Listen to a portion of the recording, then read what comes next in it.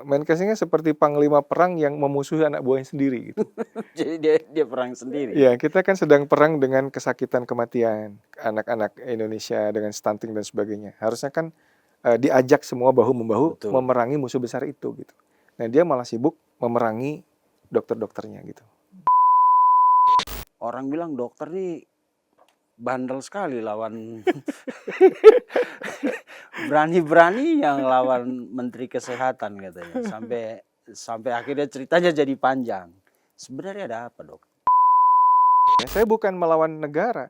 Yang saya lawan adalah ketika ada pejabat negara yang melakukan kesewenang-wenangan, arogansi, kekuasaan. Abuse of power. Abuse of power. Ya, jadi istilah saya ini preman birokrasi. Karena lebih keren lagi. menggunakan birokrasi untuk premanisme. Itu kan teman-teman yang menolak awas kamu saya cabut loh STR-nya. Nah, ini yang saya ingin mengirim pesan sebetulnya, bahwa abuse of power tuh nggak boleh terjadi di Indonesia ini. Negara demokrasi begini nggak boleh dikelola dengan otoritarianisme gitu. Yang berbeda pendapat disingkirkan. Ini saya kira yang pesan yang ingin saya sampaikan. Apapun resikonya, biar aja lah saya jadi martir gitu ya. Biar jadi ini, tapi yang penting masyarakat harus tahu ini nggak boleh berulang pada teman-teman sejawat saya gitu. Ada ketua IDAI Sumatera Utara, namanya Dr. Rizky Adriansyah. Dia nulis tulisan apa ruginya Indonesia RSCM ketika saya dipindahkan gitu aja sehingga saya tidak lagi bisa ngajar murid-murid saya di RSCM. Karena tulisannya cukup menyengat ya. Dia di PHK dari Adam Malik.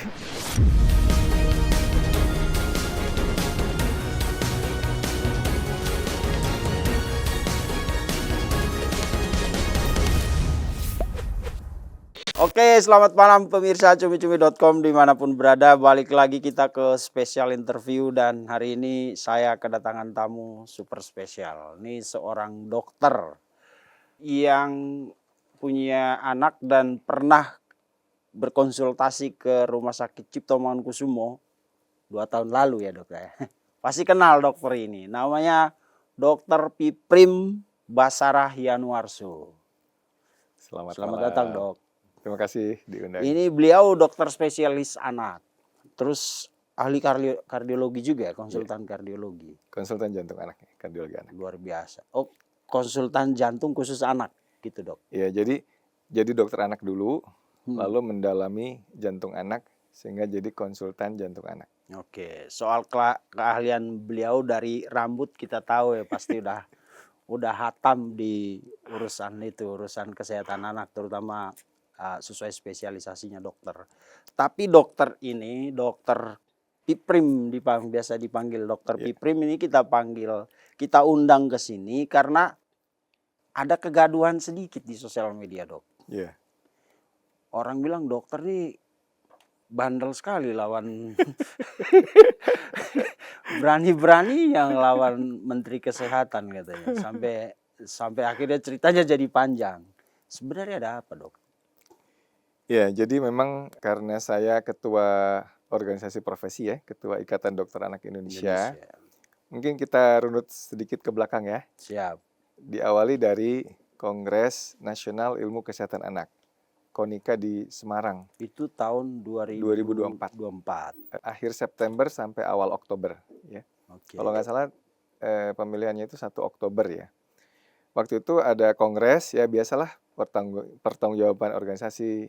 Karena kan ini saya terpilih untuk periode kedua secara aklamasi. Ya. Jadi di kongres itu diantaranya menetapkan bahwa ketua umum pengurus pusat IDAI adalah saya. Kemudian ada ketua Kolegium Ilmu Kesehatan Anak Indonesia, itu Profesor Aryono. Oke, biar pemirsa paham kita jelasin dulu. Ya. Kolegium itu ada di dalam IDAI itu atau? Jadi di IDAI itu yang paling atas adalah kongres ya. Kongres itu kemudian nanti ada memilih diantaranya 2. Kita menyebutnya bagaikan 2 sisi mata uang. Contoh, jadi gini, kayak Kolegium Ilmu Kesehatan Indonesia itu sudah berdiri 52 tahun lah.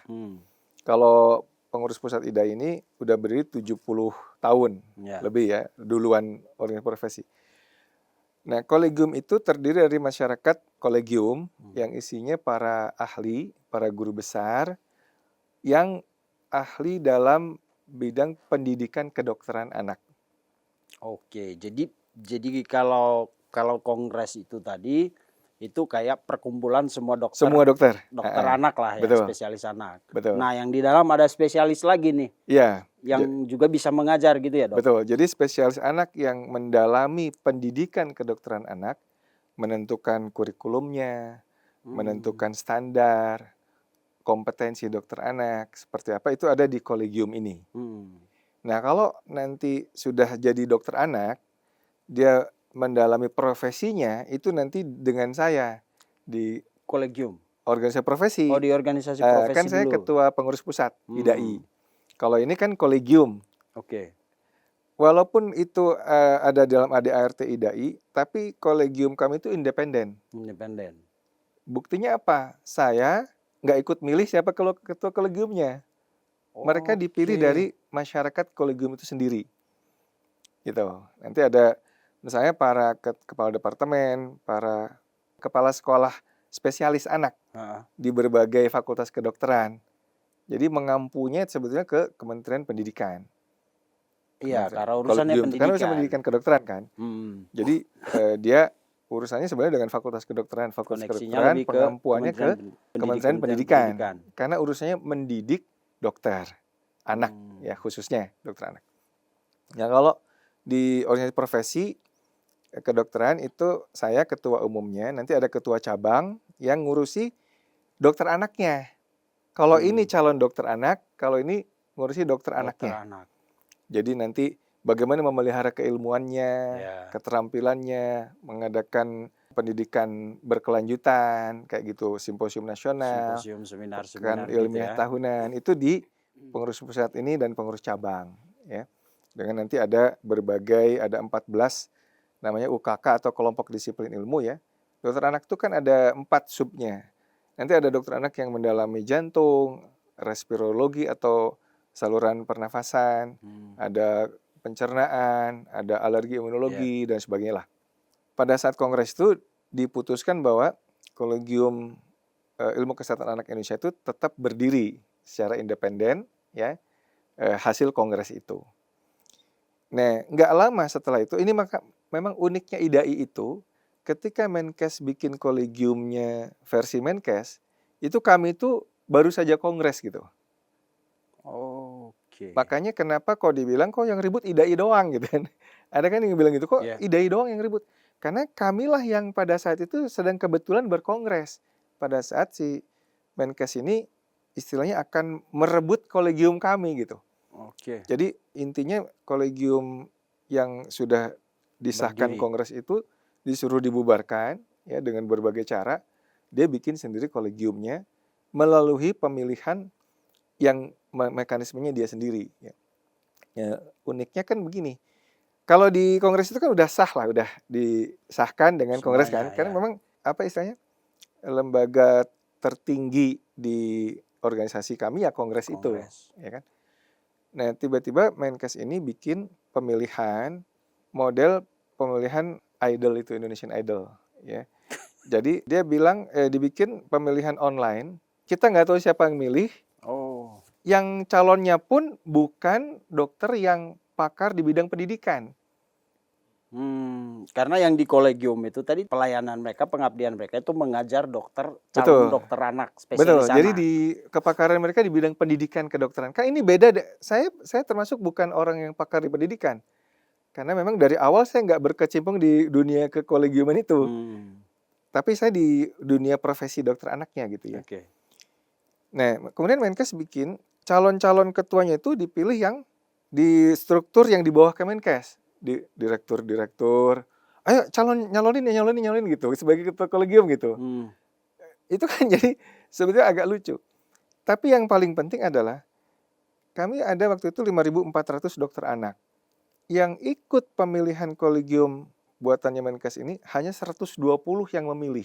Jadi kan nggak quorum dong. Yeah, Kalau kita mau fair semua memilih, Paling nggak kan 50% plus 1. Iya. Harusnya kalau 5.400 ya 2.701 gitu ya yang memilih, Masuk quorum ya. baru quorum. Baru quorum. Ini 120 orang loh yang memilih. Nggak nyampe 2,5%-nya. Sebentar. Ya. Kenapa menteri bikin baru? Kan kolegium yang ada di dalam Kongres itu kalau nggak salah usianya udah cukup lama kan? Iya. Maksudnya lembaga ini udah ada. Iya.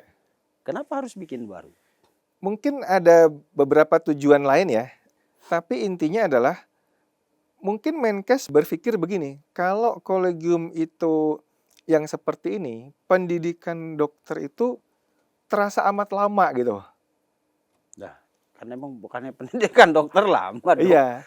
Mungkin Dari semua jalur pendidikan kayak kedokteran lama deh.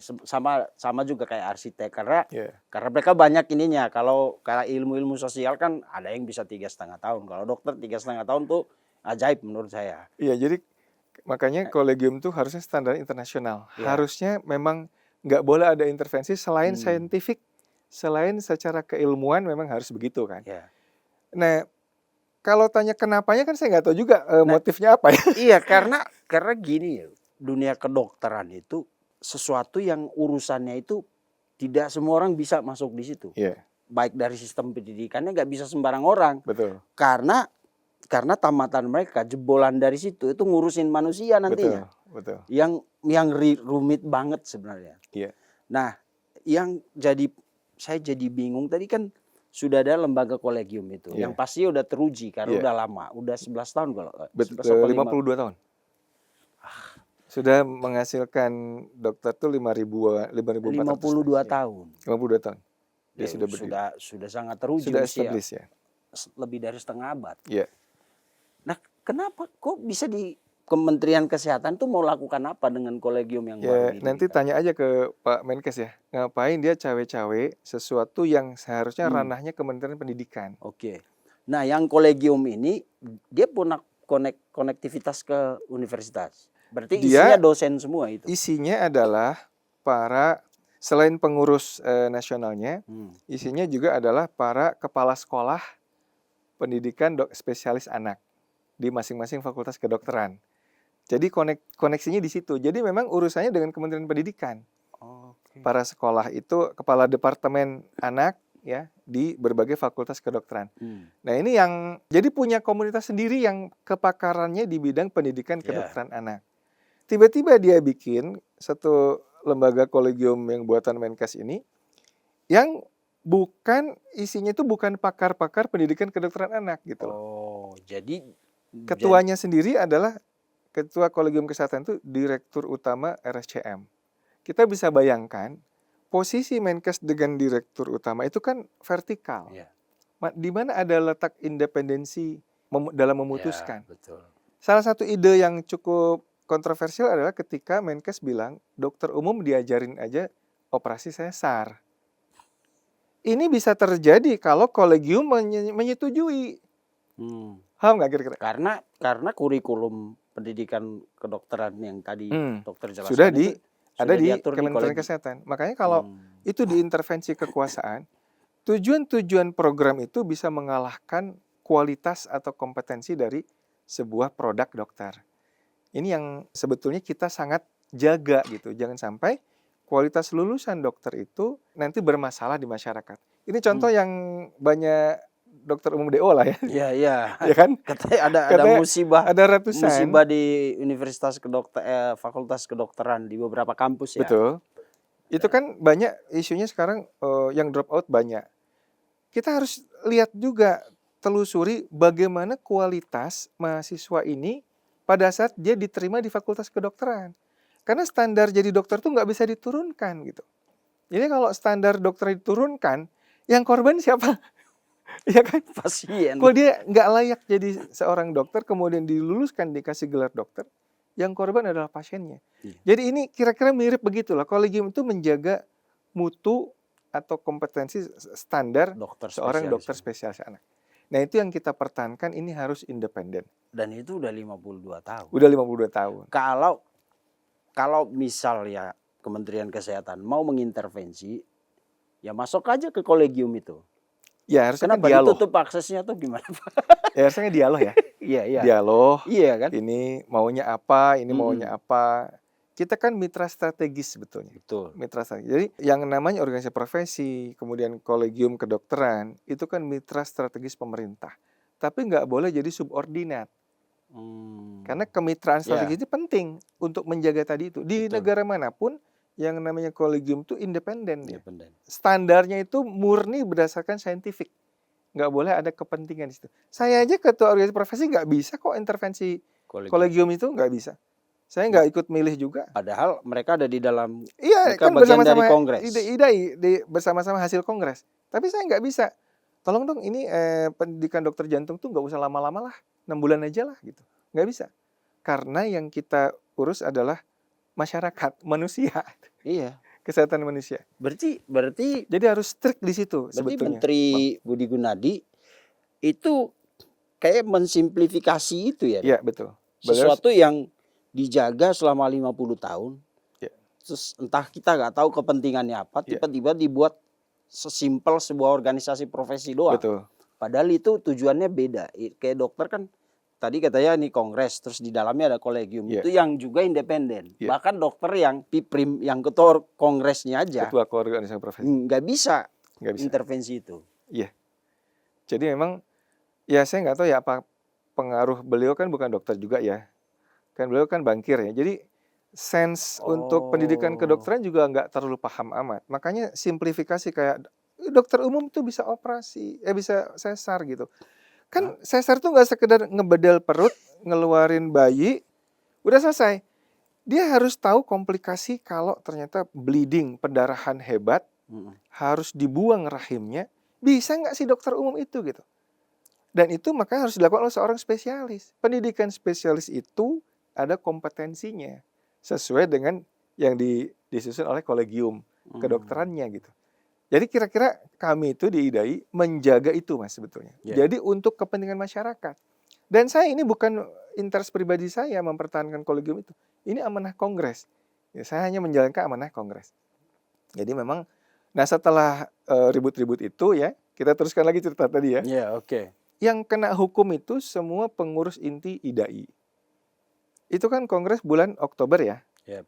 Kita udah ribut nih. Ini nggak bisa nih Menkes tiba-tiba bikin kolegium tandingan. Ada dualisme. Kolegium kami tetap kolegium hasil kongres di Semarang. Tiba-tiba ada ketua IDAI Jawa Tengah itu, Dr. Fitri ya. Itu pokoknya keras lah dia menentang itu. Di bulan Desember keluar mutasinya Dr. Fitri sebagai ketua IDAI Jawa Tengah, tempat kongres itu berlangsung, dan Dr. Hikari, sekjennya IDAI. IDAI. Jadi sekjen IDAI. Yang lucu mutasinya Fitri ini laki-laki ya, Mas Fitri ini, dia konsultan tumbuh kembang satu-satunya di Rumah Sakit Karyadi, dipindah ke Rumah Sakit Sarjito, yang sudah punya 3 konsultan tumbuh kembang. Jadi di sini jadi 0, di sana jadi 4. Alasan Kementerian Kesehatan ini untuk pemerataan layanan kesehatan. Lucu-lucu ya menteri kita. Lucu, menteri kita lucu. Dirjennya juga lucu. Ini yang mindahin Dirjen Azhar Jaya namanya, yang juga memutasi awal saya. Alasannya itu pemerataan layanan kesehatan. Saya bilang pemerataan apa? Kalau di sini jadi 0, di sana jadi 4. Ini kan semata-mata gara-gara Mas Fitri vokal terhadap masalah kolegium. Menolak kolegium tandingan yang dibuat Menteri Budi Gunadi itu. Hikari juga sama. Hikari sekjen saya itu tiba-tiba dimutasi dari RSCM ke Rumah Sakit Harapan Kita. Padahal pasien di RSCM jauh lebih banyak dari di Harapan Kita. Kemudian di sana juga udah banyak ahli, kalau Hikarinya ahli hematologi anak, ahli darah, kanker darah. Di sana sudah banyak, tetap dipaksa pindah. Di Cipto ditutup akses, dia nggak bisa praktek lagi. Nah 2 teman kita ini yang periode Desember dimutasi, itu waktu itu saya udah bilang begini, Mas Fitri ini kenapa didiamin aja? Kenapa nggak kita ributkan? Ini kan nggak benar alasannya pemerataan, tapi kan bukan pemerataan, ini benar-benar hukuman. Lalu Fitri bilang ini, Dok, saya takut dok soalnya ancamannya kalau kita nolak mutasi, itu STR kita dicabut, SIP kita dibekukan katanya. itu dokter-dokter yang menolak mutasi itu dipanggil oleh dirjen, kemudian diancam seperti itu. Saya takut dok, saya nggak mau kata dia. Saya masih tetap ingin praktek. Hmm. Ya udah kalau gitu kita ya udah kita nggak ributkan kan bulan Desember tuh. Nah Februari itu saya dipanggil oleh ini sebenarnya sering saya sampaikan ya, dipanggil oleh senior saya Profesor Nawati ya. Beliau itu dekat dengan saya dan dekat dengan Pak Menkes. Dia bilang, Prim, ini gawat nih Prim. Saya baru aja pulang dari Kemenkes, ketemu dengan Dirjen. Dirjen tuh bilang, ini IDAI, pengurus-pengurus IDAI ini kalau ngotot nggak mau bantuin atau nggak mau kooperatif dengan kolegiumnya Menkes nih, ini akan dimutasi katanya. Ini saya sih nggak pengen terjadi ya Prim. Awas aja, hati-hati aja. Ini kamu kalau kayak gini terus nggak mau ngakuin ini dan nggak mau ngebubarin kolegiumnya Hmm. hasil kongres, saya kayaknya akan dimutasi gitu. Terus saya bilang, loh salah saya apa? Saya itu kan sekedar melaksanakan amanah kongres. Kenapa jadi saya yang dihukum? Toh sebetulnya kan harusnya ketua kolegiumnya dong. Hmm. Ini kan salah sasaran sebetulnya Ya. hukumannya. Saya ketua organisasi profesi, IDAI kok jadi saya yang dihukum. Akhirnya karena menurut mereka saya tetap nggak mau kooperatif, ya kemudian akhir April, awal Mei itu keluarlah mutasi saya itu dalam bentuk capturean WhatsApp group, di WhatsApp group beredar. Nama saya itu salah satu di antara yang dimutasi itu. Harusnya mutasi seorang dosen dokter pendidik klinis seperti saya ya. Ya. Saya kan ngajarin calon dokter umum S1 ya, ngajarin calon dokter anak dan ngajarin SP2 itu calon konsultan jantung anak. 3 level mahasiswa saya itu yang saya ajari di RSCM. Harusnya kalau mau memutasi saya ke Fatmawati misalkan, itu kan ada dulu lolos butuh, diskusi dulu dengan FKUI. Ini saya mau ambil tenaga pendidiknya ini di Fatmawati bagaimana gitu. Ada dialog dulu, ada analisis jabatan dulu, ada kalau katakanlah saya dimutasi karena udah nggak layak lagi kerja di RSCM, ada evaluasi kinerja saya dulu, analisis beban kinerja, betul nggak? Betul. Ini udah nggak layak lagi nih RSCM nih, mesti pindah aja karena udah nggak bisa di sini lagi. Itu nggak ada, saya nggak pernah ada sanksi disiplin, nggak pernah dipanggil masalah kinerja, kinerja saya bagus terus di situ tahun-tahun sampai tahun terakhir saya dimutasi itu. Jadi kan ini memang menunjukkan bahwa ini membuktikan bahwa bocoran dari senior saya itu betul. Bahwa mutasi ini memang sifatnya hukuman. Karena terkait dengan kolegium. Ya kan? Yang lucunya lagi, begitu surat mutasi saya keluar, jadi kan yang dihukum udah 3 ya. 3. Ketua IDAI Jawa Tengah, Dokter Sekjen, itu. dan ketua umumnya saya. Kongres. Ada ketua IDAI Sumatera Utara, namanya Dr. Rizky Adriansyah. Dia nulis tulisan apa ruginya Indonesia RSCM ketika saya dipindahkan gitu aja sehingga saya tidak lagi bisa ngajar murid-murid saya di RSCM. Karena tulisannya cukup menyengat ya. Dia di PHK dari Adam Malik. Di PHK. Dia kan ASN Kementerian Pendidikan. Dia yang mengawali 10 tahun yang lalu layanan jantung anak di Adam Malik. Jadi kan kalau kita tuh biasa dokter ASN Kemkes sama ASN Kemendikti itu biasa saling bantu-membantu di lapangan tuh. Karena dulu belum ada yang Kemkesnya, ASN Kemendikti ini membantu di Adam Malik, rumah sakit vertikal. Itu langsung di PHK gitu aja. 1 atau 2 hari setelah dia nulis itu. Ya. Kata direkturnya, ini pesan dari atas katanya. Dari dirjen itu lagi, dirjen yang memutasi saya juga, ya, Dirjen Azhar Jaya ini. Ini yang kemudian dipetunkan juga. Ya. Nah, begitu saya mutasi ini karena kita menolak, saya ke PT UN, Dr. Rizky itu juga ke PT UN. Ya. Karena saya menganggap surat mutasi ini tidak prosedural, maka dari itu kan SK mutasi Mei ya. Mei sampai Oktober saya tetap kerja di RSCM, ngelayanin pasien-pasien saya, nutup bocor jantungnya dan sebagainya. Sampai Oktober itu diputus layanan akses BPJS pasien saya. Jadi saya nggak bisa lagi melayani pasien, suruh pindah ke Fatmawati. Ada beberapa fakta pendukung yang membuat saya begitu yakin mutasi ini memang bentuk hukuman. Tanggal 9 Mei, ya sekitar jam 1 WIB itu, Wamenkes 1, Prof. Dante itu, menelpon dari Jenewa. Dr. Piprim, saya sangat menyesalkan mutasi yang terjadi ini. Ini bikin gaduh, kata dia. Ini seharusnya nggak terjadi ini. Saya sudah marah itu Dirjen Layanan Lanjutan itu. Itu Wamenkes. Wamenkes nelpon saya. Ya. Ini harusnya tidak terjadi, bikin gaduh aja, kata dia gitu. Ya. Ini semakin yakin dong saya bahwa ini nggak benar mutasinya gitu loh. Karena banyak bukti, banyak fakta itu. Jadi inilah yang saya kira mesti kita lawan ya. Saya bukan melawan negara.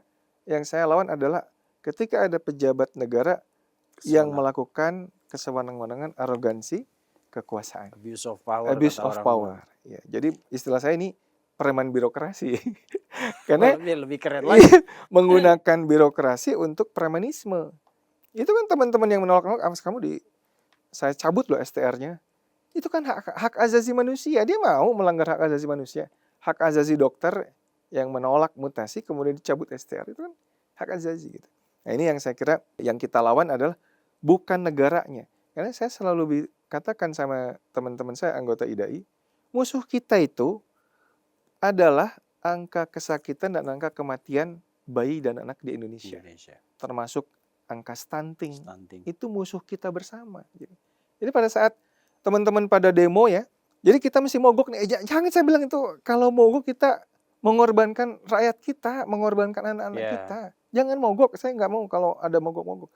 Kalau ada aksi untuk memprotes ini, nggak ada masalah. Saya bilang. Kemudian ada lagi yang begini, kalau gitu dok, panggilan Kemkes untuk jadi narasumber, kita tolak aja semua. Jangan, saya bilang. Jangan, karena itu nanti dampaknya ke layanan kesehatan anak, saya bilang itu. Kita nggak akan melawan dengan cara itu. Kita nggak akan melawan premanisme birokrasi ini dengan cara mengorbankan rakyat kita. Enggak, saya bilang tuh. Kita ada tetap berada bersama anak-anak Indonesia. Berarti ketika merasa ditekan sampai berujung pada urusan pribadi ada yang di PHK. Kalau dokter bahkan terakhir diberhentikan. Ya kan? Saya jalur hukum kan ke PT UN tadi. Nah di PT UN di level pertama itu kan judulnya gugatan saya tidak diterima. Karena hakim-hakimnya hanya melihat bahwa yang namanya ASN dimutasi harus ikut gitu. Jadi dia tidak memperhatikan saksi ahli saya, saksi fakta bahwa di sana itu kerugian bagaimana. Dia nggak memperhatikan saya itu dosen dengan 3 level mahasiswa saya. Itu nggak diperhatikan. Cuman yang dia jadikan itu adalah dasarnya yang namanya ASN dimutasi harus ikut. Nah, saya nggak bisa menerima gitu aja. Akhirnya saya banding ke PT TUN, Pengadilan Tinggi Tata Usaha Negara. Biasanya kalau kekuasaan itu sudah mulai melakukan tindakan-tindakan yang di luar prosedural, melanggar, tidak mengikuti ketentuan dan aturan, biasanya ada sebuah misi atau kepentingan yang mau dilancarkan tapi disembunyikan dulu. Dokter melihat itu dari tindakan yang tadi dokter sebut sebagai premanisme kekuasaan itu. Ya bisa saja ya, bisa saja ada agenda-agenda tersembunyi yang lain ya. Tapi saya kira ya itulah yang mesti dicari sama-sama. Ngapain sih segitu ngototnya mereka ingin ngerebut kolegium gitu. Dan ternyata kan ada satu profesor senior, Prof. Johansyah ya, Johansyah Marzuki dari UNER, itu beliau sendirian menggugat ke Mahkamah Konstitusi karena melihat bahayanya ketika konsil dan kolegium itu dikuasai oleh Menkes. Digugat dan kemudian di amar putusan nomor 111 ya, itu dijelaskan bahwa akhirnya Mahkamah Konstitusi memenangkan gugatan beliau bahwa kolegium dan konsil itu harus independen. Konsil itu harus dikembalikan di bawah presiden. Ini kan di zamannya Menkes BGS ini, konsil itu di bawah presiden tapi melalui Menkes. Jadi tetap aja di bawah Menkes gitu. Itu kan nggak boleh. Konsil kedokteran itu harusnya di bawah presiden. Kolegium itu merupakan unsur penting dari konsil. Tadinya kolegium adalah alat kelengkapan konsil. Nah, ini yang dikoreksi oleh Mahkamah Konstitusi menjadi kolegium itu unsur yang penting dari konsil yang ada di bawah presiden. Tapi hasil dari gugatan itu tidak berdampak sama sekali dengan kebijakan Menteri Kesehatan itu. Karena kan keputusan Mahkamah Konstitusi keluarnya belakangan. Dia kalau nggak salah keluarnya itu akhir Januari 2026. Ya? 2026. Kita kan ribut-ributnya ini. Tapi dampaknya ada. Begitu amar keputusan itu keluar, untuk kolegium tuh Menkes dianggap melanggar konstitusi ya, karena dia mau mengangkangi kolegium itu, tiba-tiba 2 hari setelah putusan itu keluar, saya diberhentikan. Malah dampaknya bukannya kolegiumnya dibalikin ke yang lama, malah dokter yang diberhentikan. Jadi keluar surat pemberhentian saya Lah kan dari yang gugat bukan ASN. dokter juga kalau misalnya itu imbas Ya dari mungkin kan, keputusan. karena yang melawan dengan keras dan sampai nggak menganggap surat mutasi itu ada kan memang cuma saya. Kalau teman saya lain, surat mutasi ya dijalanin sama dia sambil ngerundel-ngerundel apa ya ikut. Kalau saya nggak mau kayak gitu, saya nggak mau ngerundel tapi ya udah saya nggak mau gitu. Kira-kira gitu. Oke. Lalu apa nasib kolegium yang sekarang didirikan Kemenkes itu? Kan udah ada keputusan Mahkamah Konstitusi Iya, itu kan. harusnya kalau menurut Prof. Johansyah, ada tuh saya lihat videonya, harusnya menurut beliau kolegium yang menempel ke kekuasaan ini harusnya dibubarkan sesuai dengan amar keputusan Mahkamah Konstitusi tadi. Faktanya? Faktanya sampai sekarang belum. Malah kemudian yang dilakukan Kementerian Kesehatan, mereka bikin talk show yang bilang begini, ini justru kata amar putusan MK menguatkan kolegium buatan Menkes. Logikanya gimana itu? Saya bilang, kalau kolegium buatan Menkes itu udah bener, ngapain Prof. Jo itu sampai menggugat ke MK gitu.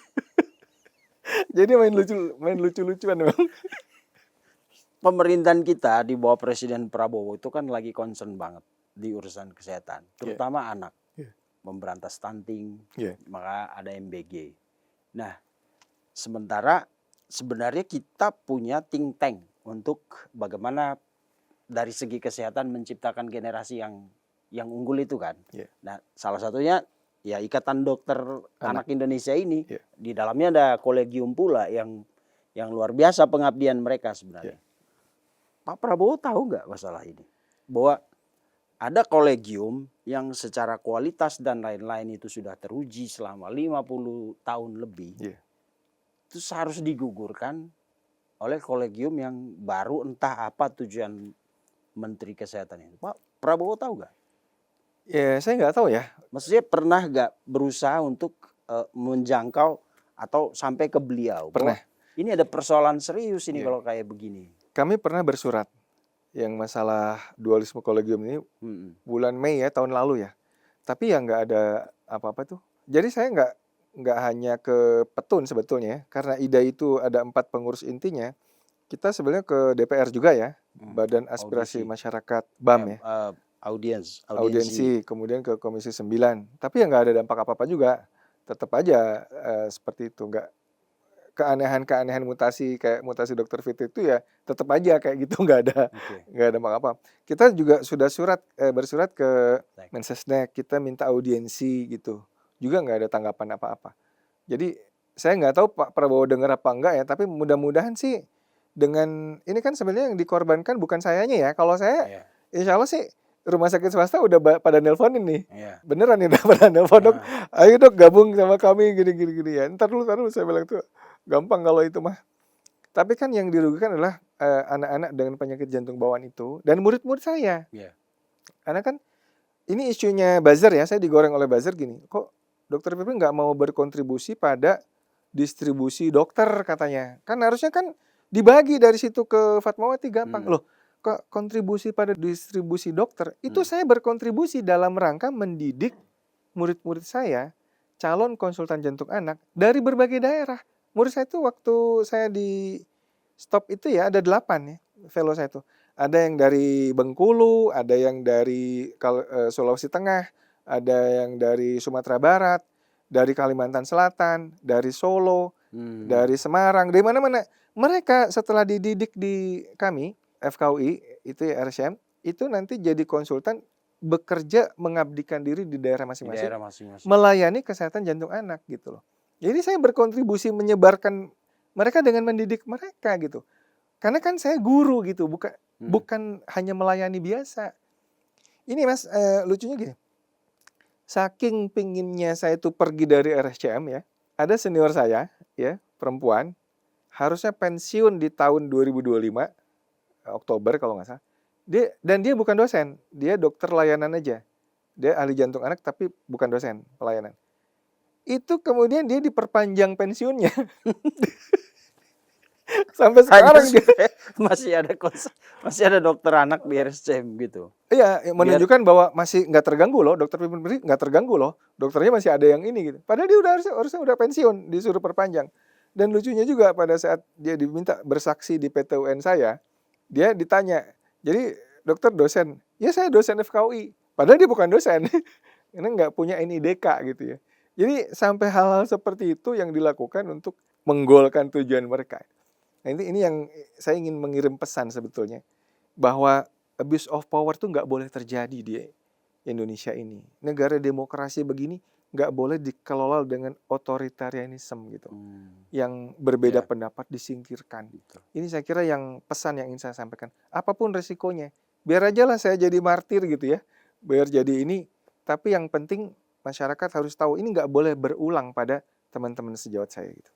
Oke. Dan menyedihkan karena itu terjadi untuk sebuah organisasi profesi yang negara ini sangat butuhkan. Pak Prabowo baru aja mengumumkan beasiswa untuk ratusan mahasiswa kedokteran kan. Yeah.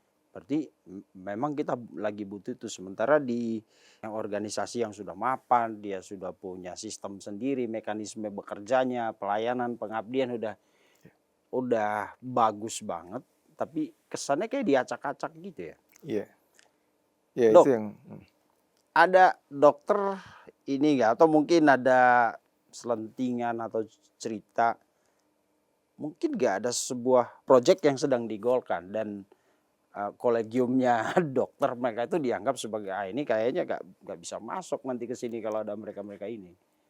ya Karena balik lagi saya belum masuk ke akal saya sebuah organisasi kolegium itu dengan kalau menurut dokter tadi dengan sistem yang sangat bagus ya 52 tahun udahlah kita nggak perlu ragukan itu ya.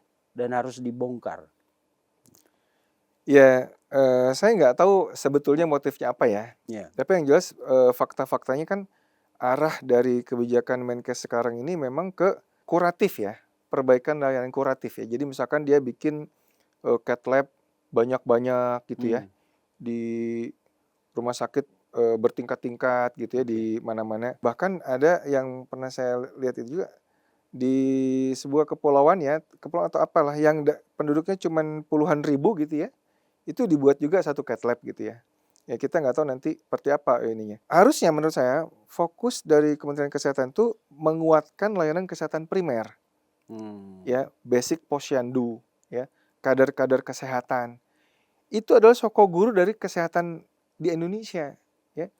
Contoh kecil adalah KLB Campak nih. Ini meluas, campak di mana-mana ada lagi nih. Bahkan di Sumeneb waktu itu kan merenggut 20 nyawa anak. Ini kan fokus dari akibat dari layanan kesehatan primernya nggak kuat. Nggak kuat. Ada anak keluar cacing 2 kilo. Pernah dengar kan di Sukabumi ya? Kemudian di Bengkulu. Ini juga kan satu masalah layanan kesehatan primer. Kalau dulu itu zamannya Pak Harto ada Bina Keluarga Balita ya. Masing-masing balita itu didata betul siapa yang beratnya naik apa enggak, siapa yang imunisasi apa enggak, obat kecacingannya udah diminum apa enggak, itu kader tuh tugasnya. Sekarang kader nggak ada yang memperhatikan mereka itu. Nah ini yang harusnya itu yang kerja-kerja seperti itu yang akan menjadi soko guru kesehatan masyarakat kita. Dan mereka yang harus diperkuat. Mereka diperkuat, bukan bikin di hilirnya gitu.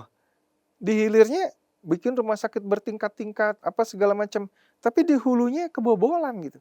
Sehingga anak-anak kita itu makanya stunting kita kan juga turunnya nggak banyak gitu. PR-nya masih banyak di sini, di hulu sebetulnya. Nah ini, terus kemudian masalah ranah kolegium itu ranah pendidikan, bukan harusnya ranah urusannya Kementerian Pendidikan, bukan Pendidikan tinggi ranahnya. lagi. Iya. Tapi Menteri Pendidikan juga nggak bersuara soal ini. Ya belum signifikan lah menurut saya terkait masalah perebutan kolegium ini juga belum ada signifikan apa yang dari Kementerian Pendidikan. Ini yang saya kira mesti turun rembuk bersama ya. Dialog terbuka, libatkan organisasi profesi. Kan dari awal saya itu ingin dialog terbuka dengan Menteri Kesehatan dan jajarannya. dengan organisasi profesi. Tapi fair gitu ya. Terbuka, ada wartawan, ayo masalah-masalah apa, kita tanya jawab dan diskusi, pengurus pusat dan pengurus kolegium gitu. Ini begini-begini. Ya. Tapi sampai sekarang tawaran saya itu nggak pernah ditanggapi.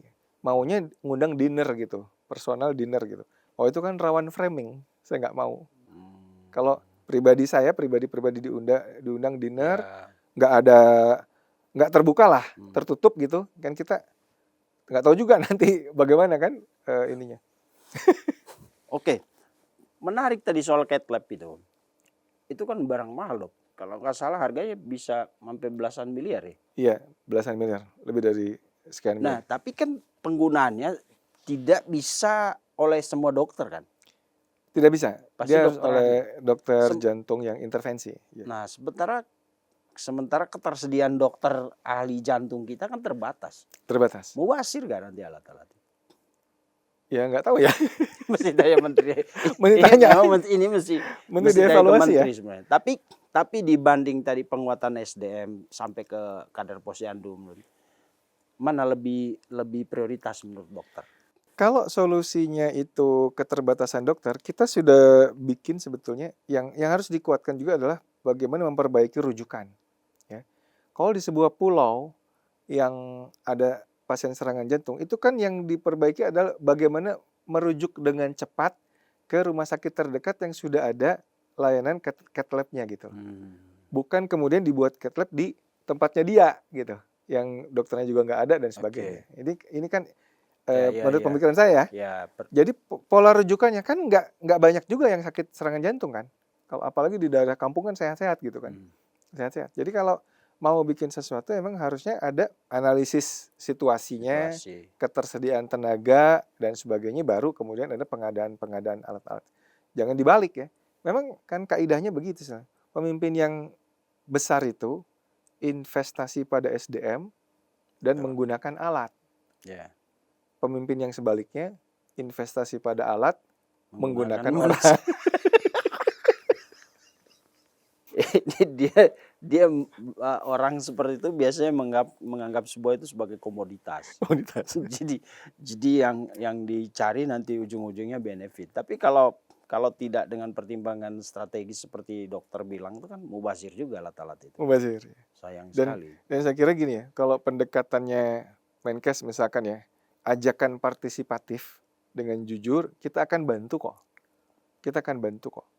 Jadi ajak untuk, karena selama ini juga kita sudah partisipasi dalam layanan kesehatan anak di Indonesia itu. Ya, IDAI itu punya namanya Pediatrician Social Responsibility. Kalau perusahaan kan CSR. Ya, CSR. Ini CSR-nya dokter anak itu. Keren banget. Jadi dokter anak mengampu secara gratis puskesmas itu. Kan puskesmas nggak ada dokter anaknya kan. Nah kita bikin program dokter anak turun ke puskesmas untuk membantu menurunkan stunting, membantu menurunkan angka kematian, kesakitan. Itu voluntary. Volunteer itu artinya ya CSR-nya dia lah gitu. Itu disambut luar biasa. Ya. Ada sekitar 5.000 lebih puskesmas yang sudah mendapatkan manfaat ini gitu. Itu programnya kita, programnya IDAI. Ya. Dan sekarang?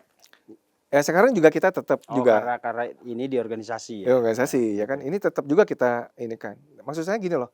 Kalau dari pemerintah itu mengapresiasi dan mengajak, itu kita akan bantu sepenuh hati.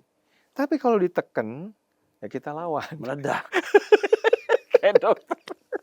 Tapi gini dong, Menteri Kesehatan itu ketika setelah dilantik, ada gak dia bertemu dengan organisasi-organisasi profesi seperti itu? Jadi kan orang biasanya belanja ini dulu kan, persoalan, fakta seperti apa kan, dokter-dokter ini yang pastinya tahu kalau benar-benar punya misi untuk meningkatkan kesehatan masyarakat, pelayanan kesehatan. Ya jadi dulu setahun 2 tahun yang lalu tuh saya tuh sering diundang sama Pak Menkes sebetulnya. Jadi akrab dulunya. Dulunya akrab sebetulnya. Akrab. Cuman saya termasuk Dr. Rizky yang dipecat itu juga pernah diundang. Dengan kami itu pernah membahas masalah bagaimana meningkatkan layanan kesehatan jantung anak gitu ya. Data-data kita kasih segala macam. Datanya dipakai. Tapi solusinya itu beda lagi. Jadi kami mungkin pernah dengar ya, beberapa waktu yang lalu ratusan guru besar menolak diundang Menkes karena takut di framing gitu. Jadi gini loh, mereka udah punya agenda sendiri.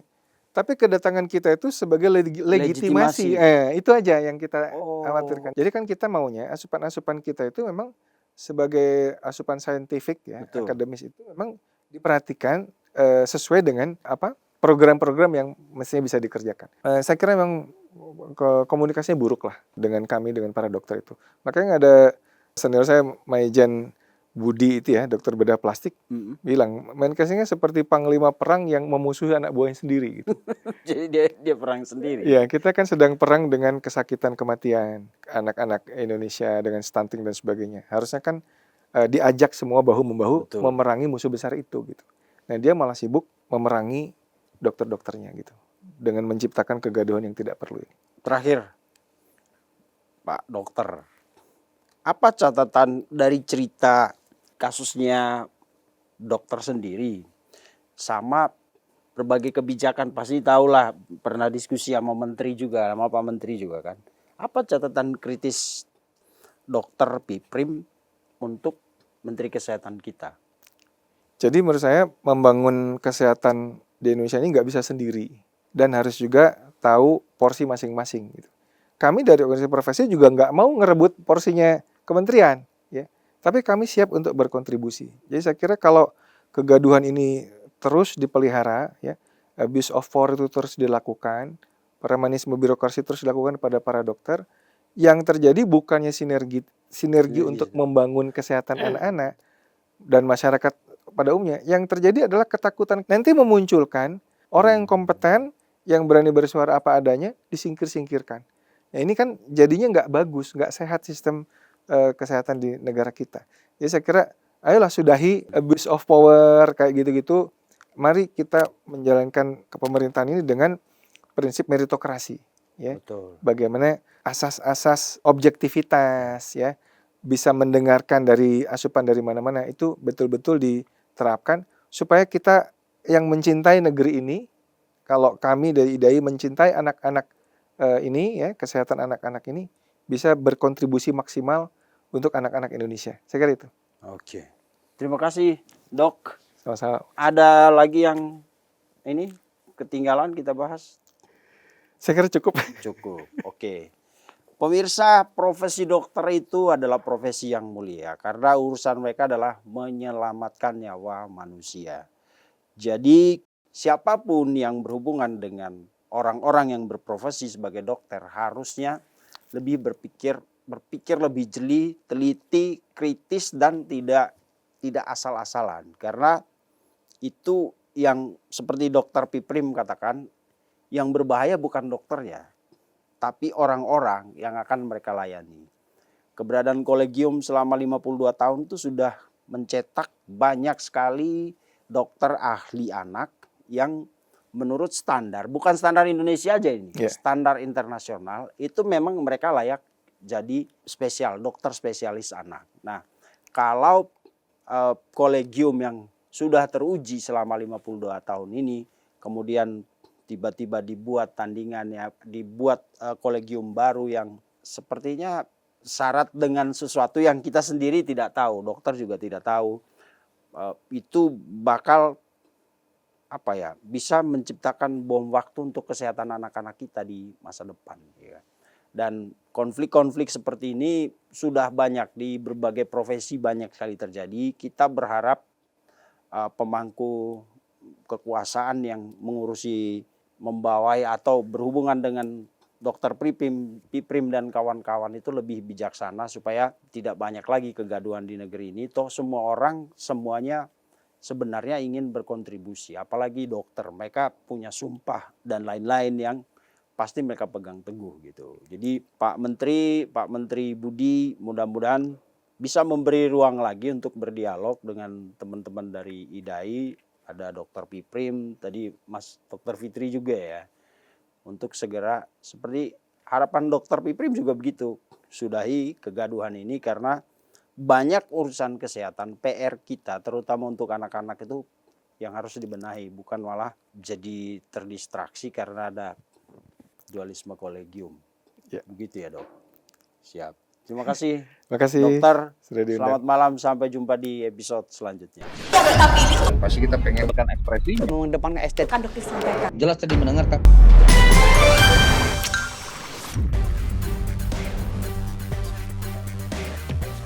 Terima kasih sudah menonton.